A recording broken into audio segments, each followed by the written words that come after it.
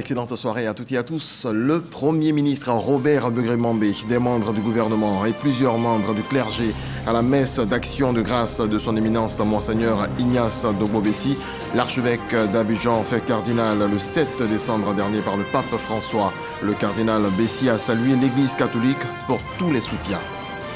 Toujours en Côte d'Ivoire, une entreprise spécialisée dans la transformation du cacao accueille un nouveau partenaire. Transcao et CGP Coco Singapour sont désormais liés pour rendre la filière plus dynamique. Les Singapouriens entrent donc dans le capital avec 25% des parts. Cette collaboration va accélérer la croissance de l'entreprise. Le jour de l'an et pendant le mois de janvier, les uns formulent des vœux de bonté envers les autres, vice-versa. Ces bénédictions sont-elles toujours sincères? Notre reporter a cherché à savoir. Dans ce journal, on comprendra qu'il ne faut pas croire à tout ce que l'on dit, surtout avec le sourire. Bienvenue à vous tous. Le Premier ministre Robert Begré-Mambé a pris part ce matin à la messe d'action de grâce de Monseigneur Ignace Dogbo, cardinal Bessi, fait cardinal le 7 décembre dernier par le pape François. Rendons-nous à la cathédrale Saint-Paul d'Abidjan-Plateau avec Hugues Hervé-Blé et Ulrich Chadongon.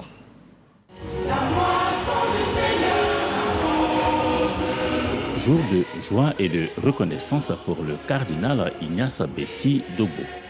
Ce deuxième samedi de l'année 2025, le chef de l'Église catholique en Côte d'Ivoire célèbre sa messe d'action de grâce. Une messe soulignera-t-il parce que son cœur déborde de reconnaissance pour toute la grâce reçue du Seigneur. Le 7 décembre 2024, il a en effet été créé à Rome, cardinal par le pape François. Monseigneur Ignace Bessi Dogbo est le 4e cardinal ivoirien après feu les cardinaux Bernard Yago et Bernard Agré et l'archevêque émérite d'Abidjan, le cardinal Jean-Pierre Coutois. Nous sommes rassemblés dans l'église pour célébrer le Seigneur. Nos cœurs débordent de reconnaissance pour tant de grâces reçues de sa miséricorde infinie. Dans sa bonté, Dieu a daigné se pencher sur son humble serviteur que je suis. La gratitude de nos cœurs se fait le devoir de célébrer l'amour insondable et mystérieux de notre Seigneur Jésus-Christ, qui appelle qui il veut, quand il veut, où il veut et comme il veut. Ceux qui ont l'autorité doivent devenir saints. Alors prions pour eux, parce qu'ils ont besoin d'être saints en recherchant le bien commun et en sacrifiant leurs propres intérêts. Prions donc pour moi, pour que je sois au service du bien commun de l'Église. Alors, ensemble, nous pourrons reprendre à la suite de Jean le Baptiste. Un homme ne peut rien s'attribuer sinon ce qui lui est donné du ciel. Des membres du gouvernement, à leur tête le Premier ministre Robert Begré-Mambé, des présidents d'institutions se sont joints aux fidèles de la cathédrale Saint-Paul du Plateau, ensemble avec les prêtres, les religieux et religieuses, les évêques ivoiriens et guinéens. Ils ont dit des prières de remerciement au Seigneur pour sa miséricorde envers l'Église catholique de Côte d'Ivoire. Nous avons conduit une délégation gouvernementale au nom du président de la République. Nous avons tenu à marquer cette présence pour dire que la charge du cardinal qui a été confiée avec de Dieu est une lourde charge. Et il a besoin de prières de tout le monde. Les fidèles doivent prier pour les prêtres doivent prier pour les fidèles. Nous sommes venus l'encourager de la part du chef de l'État pour dire que nous aussi, nous serons en prière pour l'aider à réaliser cette belle mission de sacerdoce au profit du rayonnement de Dieu dans notre pays et dans nos cœurs surtout. Heureuse l'Église catholique de Côte d'Ivoire l'était de marquer sa reconnaissance à Dieu pour tous ses bienfaits à son égard. Et cette union fera également du bien dans la filière cacao. Une entreprise spécialisée dans la transformation du cacao accueille un nouveau partenaire. Transcao et CGB Cocoa Singapour sont désormais liés pour rendre la filière plus dynamique. Les Singapouriens entrent dans le capital avec 25% des parts. C'est ce que nous apprend Jean-Louis Gbangbo. Acteur majeur de la transformation du cacao, Transcao Côte d'Ivoire, filiale du Conseil Café Cacao, franchit une étape stratégique dans son développement. Le groupe asiatique GCB Cocoa Singapour entre à son capital avec 25% des parts dans le cadre d'une augmentation de capital qui passe de 1,17 milliard à 20 milliards de francs CFA. Cette collaboration vise à accélérer la croissance de Transcao Côte d'Ivoire, qui compte 2 usines de 50 000 tonnes chacune à Abidjan et San Pedro. Avec ce nouvel actionnaire, l'entreprise ambitionne de renforcer ses capacités techniques et d'innover pour relever les défis du marché mondial du cacao. J'ai la conviction que nous allons faire un long chemin ensemble et un bon chemin ensemble. Je suis convaincu que cette association va nous permettre de développer notre relation commune au niveau du cacao en Côte d'Ivoire et dans le monde. Le nouvel actionnaire partage cet optimisme, démontrant une convergence de vision entre le groupe et la stratégie industrielle ivoirienne. Nous sommes aussi très contents, très heureux d'être membres aujourd'hui ou d'être actionnaires de Transcao. Nous sommes sûrs qu'ensemble, nous allons gravir de nouveaux niveaux et que nous allons étonner le monde et rendre jaloux toute la compétition. Avec ce partenariat, Transcao Côte d'Ivoire ambitionne d'atteindre une nouvelle dimension dans la transformation et la valorisation du cacao ivoirien. L'usine d'Abidjan, PK24, qui vient d'être achevée, transformera les fèves de cacao en masse, beurre et tourteaux de cacao, une avancée majeure pour la première puissance mondiale de cette filière. Voilà, nos voeux que cette collaboration produise de bons résultats. Tiens, parlant de vœux, sont-ils sincères à se formuler en début d'année? Notre reporter Gervais Kwasi a cherché à savoir. Regardons. Le début d'une nouvelle année est l'occasion de se formuler mutuellement des vœux, qui pour certains à travers des SMS, des messages vocaux, cartes et appels téléphoniques, qui pour d'autres de façon orale en face de l'interlocuteur. Si ces formules sont perçues comme des marques d'attention, de considération et d'égard, n'en demeure pas moins que ces gestes soient parfois empreintes d'hypocrisie ou une simple question de snobisme. Si c'est une personne avec laquelle on a affinité, on va dire que c'est sincère. Mais si ce sont les personnes qui attendent toujours pour venir se réconcilier, j'aurai toujours une petite réticence. Certes, par respect, je vais répondre. Je vais me faire des câlins, bisous, je vais faire aussi, mais de nous, on sait que ce n'est pas sincère. Il parle mal de quelqu'un et puis 2 jours après, on dit c'est le 1er janvier, tu vois les deux se font de la collade. Pour moi, pour tout ça, il y a beaucoup d'hypocrisie, il n'y a pas de sincérité. Quoi. Quand je mets des messages, c'est sincère. Je peux envoyer un SMS à quelqu'un qui m'a posé du tort. Pour lui, meilleur vœu, c'est la vie au fait. Qui dit des accolades. Tout s'est bien passé.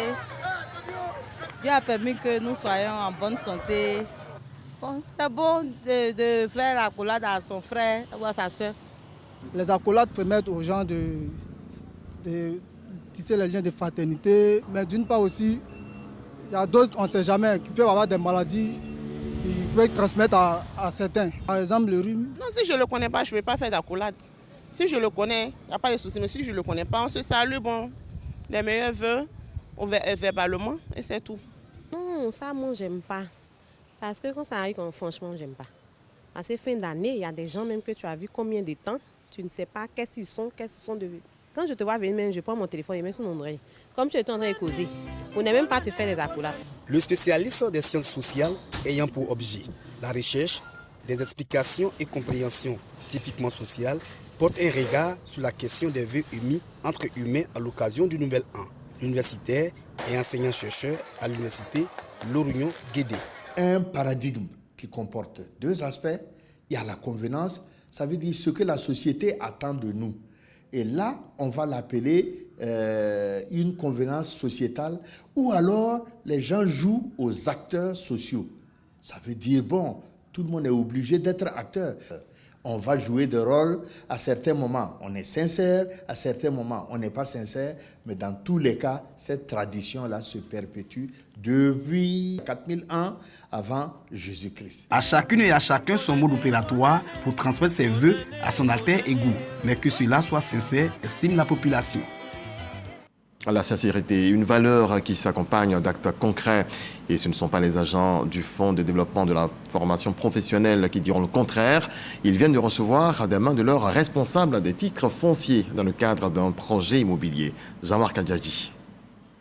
Les agents du Fonds de développement de la formation professionnelle, FDFP, reçoivent leurs attestations de concession définitive, ACD, dans le cadre de leur projet immobilier. Une initiative de la mutuelle des agents du FDFP. La future cité des agents du FDFP comprend 125 logements, dont 84 duplex de 5 pièces, 36 villas duplex de 4 pièces, 5 villas basses de 3 pièces et 7 villas modifiées. Occasion est donnée pour la baptiser cité Pierre-Henri Kofi. Le secrétaire général du FDFP s'est engagé à accompagner le projet. Le projet immobilier que nous célébrons aujourd'hui et qui voit son couronnement à travers le baptême de la cité Pierre-Henri Kofi est l'un des fruits de cette vision fondatrice. Ce jour, en apposant le nom de cet illustre bâtisseur à cette cité, nous gravons dans le marbre l'héritage d'un homme qui a marqué notre institution de son empreinte indélébile. Chaque document représente l'aboutissement d'un rêve, celui d'accéder à la propriété, d'assurer une stabilité pour sa famille et de bâtir un avenir serein. Je me souviens des débuts de ce projet, où certains y voyaient un défi ambitieux, presque irréalisable. Pourtant, grâce à votre détermination et à la mobilisation des équipes du FDFP, nous avons franchi ensemble chaque obstacle. La première pierre de la cité Pierre-Henri Kofi a été posée en 2003 et a accueilli les premiers habitants en 2006. Les autres souscripteurs recevront leur ACD les semaines à venir.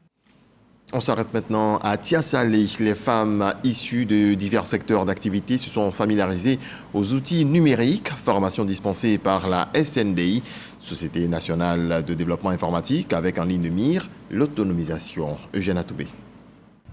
Elles auront passé une semaine riche en apprentissage et en transformation. Aujourd'hui, ces jeunes filles et femmes de Tiasalé, au nombre de 144 et âgées de 15 à 70 ans, ont rompu avec la phobie du numérique. Toutes s'accordent pour dire que désormais, elles sont confiantes dans leur nouveau rapport avec le digital. Pour preuve, 76 parmi elles disposent de comptes WhatsApp business et de pages Facebook professionnelles qui leur permettront de promouvoir leurs activités et d'élargir leurs canaux d'acquisition de clients. Nous sommes à Tiasalé parce que, au cours d'une visite de M. le ministre dans cette localité, les femmes l'ont approché pour leur exprimer ce besoin-là d'être formées. Et vu que nous avions déjà ce programme, nous avons pris donc Tiasalé comme la première étape. Grâce à l'audace de ces femmes, et nous allons continuer dans tout le reste du pays. La joie doublée de bonheur de ces femmes de Tiasalé tient de ce qu'elles ont été formées aux compétences numériques de base. Initiation à l'informatique, initiation à l'Internet, leadership et sécurité numérique, entrepreneuriat et digital. Une formation dispensée par la SNDI, Société nationale de développement informatique, structure sous tutelle du ministère de la Transition numérique et de la digitalisation. Ce programme s'inscrit dans le cadre de l'initiative du ministère de la Transition numérique et de la digitalisation pour développer l'usage des solutions numériques en milieu rural, en plus de ce qui se fait déjà dans les zones urbaines. Aux différentes femmes de Tiasalé qui ont bénéficié de cette formation, va leur permettre effectivement de pouvoir utiliser les différentes solutions numériques pour bénéficier des services administratifs qui sont déjà numérisés en ligne et aussi de pouvoir utiliser même les outils numériques dans leurs activités quotidiennes. Les femmes bénéficiaires de la formation ont été exhortées à pratiquer ce qu'elles ont appris, utiliser également l'outil informatique au maximum dans la conduite de leurs activités et surtout inspirer d'autres femmes autour d'elles. C'est une haute responsabilité qui leur est confiée, être les piliers de la transformation économique et sociale de leurs régions respectives. Des femmes aussi porteuses de messages de paix. Elles sont regroupées au sein du COFEMSIP, le caucus des femmes de Côte d'Ivoire pour la paix. Elles viennent de lancer une caravane qui parlera justement de paix. Direction Palais des Sports de Treichville avec Jean-Marc Adjadji. Les colombes volent dans les airs du Palais des Sports de Treichville à l'occasion du caucus des femmes pour la paix, tout un symbole. Moi, c'est la paix et toi. C'est le slogan clamé haut et fort par ces milliers de femmes qui espèrent une Côte d'Ivoire stable et prospère. Venues des 13 communes du district autonome d'Abidjan et de toutes les régions du pays, elles lancent leur caravane pour la paix en Côte d'Ivoire.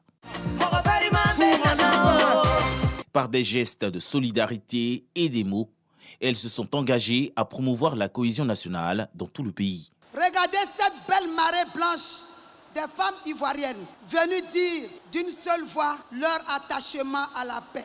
Les sceptiques seront rassurés parce que la femme ivoirienne a une longue tradition d'engagement au service de la cohésion et de la concorde. La paix que je vis me permet d'accepter tous nos frères et sœurs sans condition aucune. La paix est d'abord un état d'équilibre mental de l'être humain. Il faut soi-même être en paix intérieure avant de diffuser aux autres la paix. Femmes élues, issues de tous les partis politiques, membres d'institutions de la République, entrepreneurs et figures marquantes du pays. Tous sont venus communier avec le caucus des femmes. Au vu des enjeux sociaux et de la mobilisation à l'orée des échéances électorales de 2025, la présidente du Sénat, Kandia Camara, et le président de l'Assemblée nationale, Adama Bictogo, félicitent les femmes pour leurs initiatives et en appellent à l'implication des populations de Côte d'Ivoire. Oui, aujourd'hui il y a la paix en Côte d'Ivoire. Oui, aujourd'hui les femmes de Côte d'Ivoire vivent en paix. Je prends l'engagement de faire en sorte, dans mes propos, dans mes actes, dans mon comportement, de cultiver la paix tous les jours. Votre engagement, conforme aux fondamentaux des valeurs qui caractérisent la femme, comme une seule femme, vous vous êtes levé ce matin pour manifester à la Côte d'Ivoire et au monde entier que ici, c'est la Côte d'Ivoire. Ici, en Côte d'Ivoire, nous avons des femmes qui ont décidé de maintenir la Côte d'Ivoire dans la paix. La cohésion est essentielle pour le bien-être de la société ivoirienne. Après le lancement de leur caravane pour la paix, les femmes membres du caucus sont déjà en mission. On a également dansé à Kani, dans le Ourodougou, pour célébrer la paix et la cohésion. Occasion pour les populations de remercier le chef de l'État pour les actions de développement qui a transformé le visage de leur localité. Astou Touré.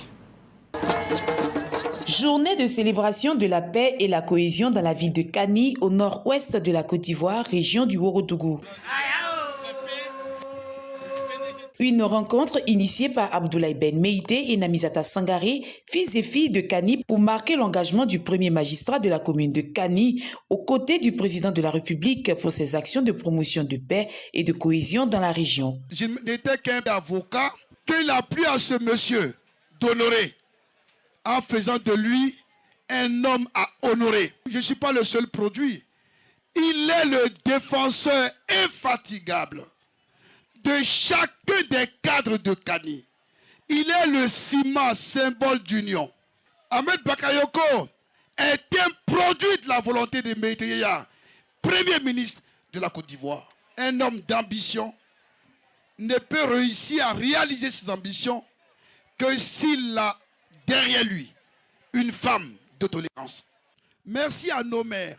Cadres, élus, autorités administratives, coutumières, religieuses et populations sont sortis nombreux pour exprimer leur gratitude et reconnaissance au président de la République pour la paix, l'union et la solidarité dans la région. Nous, en tant que petits-fils, on ne peut être que là, marquer de notre présence cette cérémonie pour témoigner toute notre reconnaissance pour tout le combat, pour tout l'humanisme, pour tout l'engagement aux côtés des populations de Kani, aux côtés donc de nos frères, de nos pères, de nos mères. Namizata Sangaré, présidente du Conseil national des droits de l'homme, fille de Kani, salue l'esprit de cohésion et d'union. Grâce à monsieur le maire, sénateur de Kani, aujourd'hui nous vivons en paix dans la cohésion sociale.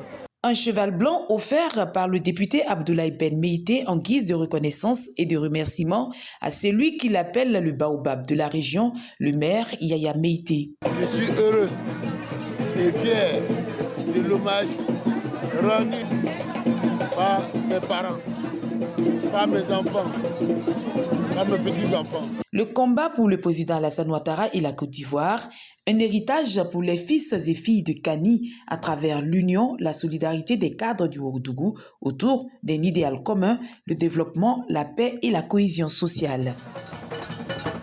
Et puis le chef de l'État a célébré également dans le village de Gaolé-Graba 2, dans le département de Biakoma, région du Tonkwi. C'est à l'occasion de la fête de la lumière. Siaka Kone. Plusieurs années sans électricité, les populations de Gaolé-Graba 2, dans la sous-préfecture de Borné, département du Biakoma, peuvent enfin savourer les bienfaits de la lumière grâce au programme d'électrification rurale initié par le président de la République, Alassane Ouattara. Reconnaissant de tous ces bienfaits, les habitants de Gaolé-Graba 2 se sont tous donné rendez-vous à la place publique du village pour rendre un hommage à ce grand bâtisseur de la Côte d'Ivoire moderne à l'occasion de la fête de la lumière. Nous dormions, mais Alassane Ouattara, le président, nous a apporté la lumière en nous réveillant. Gaolé-Graba, jusqu'à l'année dernière, n'avait pas d'électricité. Et grâce à la générosité, au mayanisme, à l'humanisme du président Alassane Ouattara, Gaolé-Graba est aujourd'hui électrifié. Pour les cadres de la région du Tonkwi, le président Alassane Ouattara est celui qu'il faut à la Côte d'Ivoire pour ses nombreuses actions de développement aussi palpables que visibles. Les premiers kilomètres de goudron en pays Toura. Vous savez, le pays Toura part de Walou à la frontière de Ségla, à Kokialo à la frontière de Touba. Les premiers kilomètres de goudron qui sont rentrés dans ce pays, ça s'est passé par Bonnet.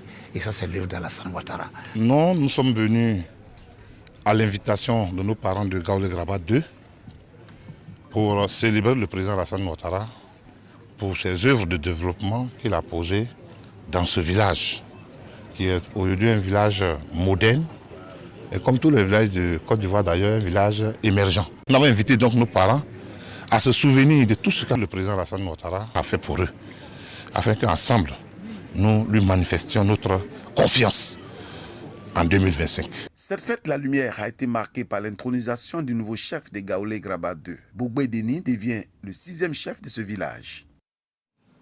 Voyons à présent cette cérémonie de présentation de vœux au vice-président du Front populaire ivoirien, Jean-Marie Conin, qui en a profité pour réitérer la volonté de Pascal Afenguessan à briguer la magistrature suprême en octobre prochain. Souleymane Donisongou, Diamasso. Cérémonie de présentation de vœux de Nouvel An au vice-président du Front populaire ivoirien, Jean-Marie Conin. C'est la toute première activité du FPI au titre de l'année 2025. Pascal Afenguessan, président du parti, est mis à l'honneur. Le Front populaire ivoirien s'organise dans l'ensemble pour pouvoir occuper le terrain. Au niveau de notre région Abidjan 2A, le Front populaire ivoirien se porte bien. Nous sommes en train de travailler et renforcer notre action sur le terrain. Et je pense que les camarades avec lesquels je travaille aujourd'hui sont déterminés à faire triompher notre candidat qui est le président Pascal Afenguessan. S'agissant de la crise qui a secoué le parti ces derniers mois, Jean-Marie Conin, premier responsable du conseil politique régional du parti, des communes d'Abobo et d'Anyama, dénommé Abidjan 2A, se veut clair et rassurant. Les crises sont faites pour mesurer la vitalité de toute organisation. Et la crise n'a pas eu d'effet sur le parti. Des plaintes ont été déposées au tribunal. Ils ont été déboutés le 26 décembre dernier. Donc le parti se porte bien. C'est pour ça que j'ai lancé un appel à tous les camarades de la région qui se sont inscrits dans la voie de la fronde de revenir à la maison parce qu'il y a une bataille qui nous attend en 2025 et on veut gagner cette bataille avec tout le monde et avec la participation et la contribution de tous. Plusieurs autres coordinations locales des partis politiques ont pris part à cette rencontre, notamment le PPACI, le COGEP et le RHDP. Une présence qui témoigne de la volonté du vice-président du conseil politique régional Abidjan 2A à promouvoir l'union et la cohésion à Anyama. Autre volet de l'actualité à présent, à Ouangolodougou, le Conseil national de la jeunesse de Côte d'Ivoire initie une journée en faveur des jeunes. Ils sont au total 10 jeunes et associations de jeunesse qui ont été récompensés. C'est ce que nous apprend Kader Sogodogo. 10 jeunes et associations de jeunesse sont honorés à Ouangolodougou pour leur contribution au rayonnement du département en 2024. Ils sont issus de divers secteurs, dont la culture, l'éducation, l'entrepreneuriat et le sport. L'initiative est du Conseil national des jeunes de Côte d'Ivoire, section Ouangolodougou. Les défis auxquels nous faisons face sont nombreux, mais ils ne sont pas insurmontables. La jeunesse de Ouangolo a montré à maintes reprises sa capacité à se relever, à innover et à transformer les difficultés en opportunités. Chers jeunes, je vous encourage bien évidemment à ne jamais cesser de croire en vos capacités. Vous êtes les leaders de demain et votre engagement d'aujourd'hui façonnera le monde de demain. Les primés saluent l'initiative. C'est un prix qui me motive davantage à continuer mes actions à l'endroit de cette jeunesse et je leur demande vraiment de continuer dans ce sens. Les élus ne sont pas en reste. Il est essentiel que la jeunesse prenne conscience de son rôle crucial dans le développement de notre société. C'est pourquoi, en tant que représentant du peuple, je m'engage à promouvoir un environnement qui favorise l'innovation, l'éducation et l'entrepreneuriat, tant prôné par notre guide providentiel, le chef de l'État, son Excellence Alassane Ouattara. Adama Koulibaly, engagé dans plusieurs domaines malgré son handicap, est un modèle à Ouangolodougou. Il a été encouragé par les jeunes à travers la remise d'une moto. Du 24 novembre au 8 décembre 2024, la caravane littéraire Les Coups de la Vie Tour a parcouru plusieurs villes de la Côte d'Ivoire pour promouvoir la lecture et la culture de l'excellence. Retour sur cette caravane avec Malika Koulibaly. Véritable moment d'échange et de partage, la 8e édition de la caravane littéraire Les Coups de la Vie Tour a permis aux élèves de Kani, Kouto, Séguéla, Aniblekro et Bondoukou de communier avec les écrivains, et ce à travers des échanges directs, des séances de dédicaces, de livres et de sensibilisation des partenaires tels que l'UNESCO.